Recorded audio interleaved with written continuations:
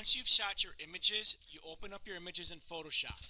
Once the image is open in Photoshop, the first thing that you need to do is the white balance.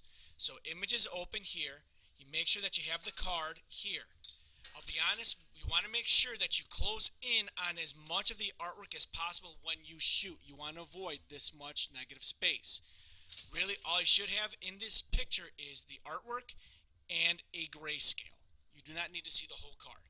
Now, once I'm at this point, my next step is going to be coming over down in here in this yin-yang looking thing.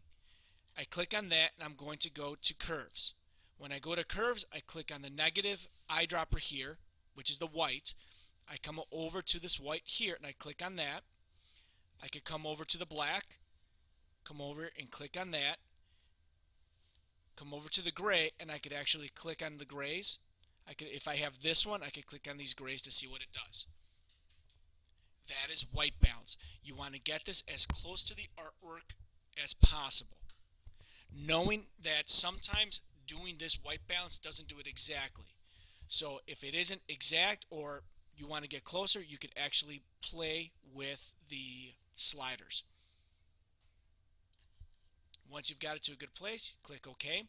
Your next step is going to actually crop the image. Cropping the image, I'll come in here and I'll grab the crop tool. I like to hit caps lock so that my tool looks more like a crosshair. I come in here. I get as much of the image as possible. You'll notice that the image isn't perfectly square. That's okay. I've got the image selected.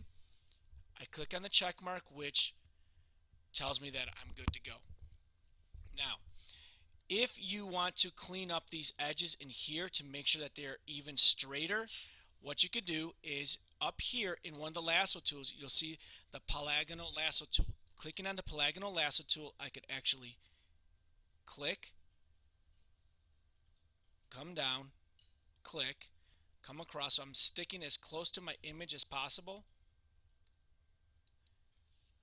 Come back around so you'll see that I have the entire image selected.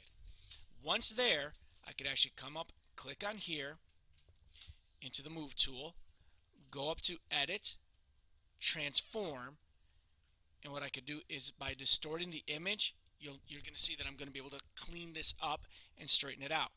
So I'm able to pull it. Now I'm paying attention to the running ants. The running ants are the like the little marks that are moving around, and I'm pulling that so that I get it as straight as possible.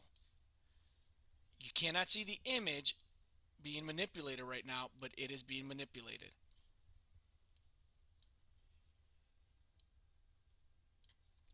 Once I've got it to a good place, again, I confirm the changes, and I was on the wrong layer. You want to make sure that you're on the background layer. That was wonderful. So once again, I'm going to come in here. I'm going to go to edit, transform, distort. I was on the wrong layer, so now I have to make sure that I do. There you go. Now you can see it moving. See that? Key thing is that you have to be on the right layer. I was on the wrong layer. And you make sure that it gets it in there nice and straight. Click OK, and I'm good to go. Now from here, I've got it where I want to get it. I'm going to go to Layer, Flatten Image. Then I'm going to save it. First I save it there. Okay. I'm good there. I'm just saving it as its original file. Click OK. Now, making sure that I have the right dimensions, because usually this picture was at a pretty good dimension. However, you're going to want to go to Image Mode, image size, image size, here.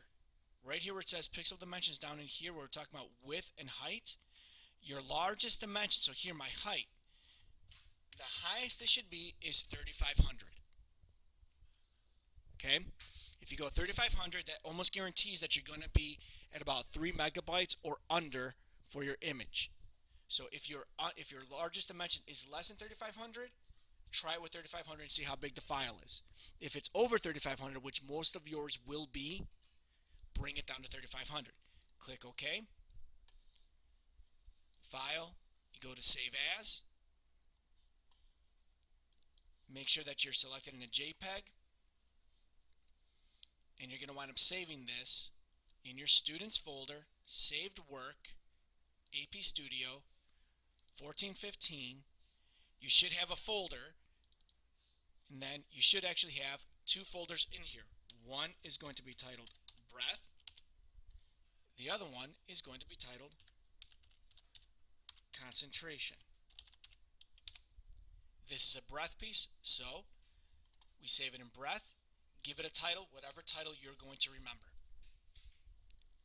When you click save, here, you'll notice here it's 4.3 megabytes. That's too big. So I take this and I'm going to slide it down, make it as big as possible. 1.6 is too small. 2.4, beautiful.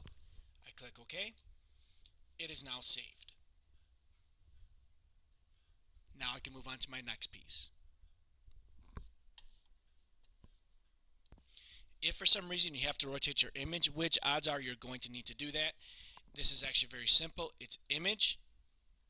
You can go to Rotate Canvas, and right in here you're going to be able to rotate it however it is that you need to, whether it be completely around 90 degrees clockwise, or obviously Image, Rotate, or 90 degrees counterclockwise. And that'll rotate your image however it is that you need to.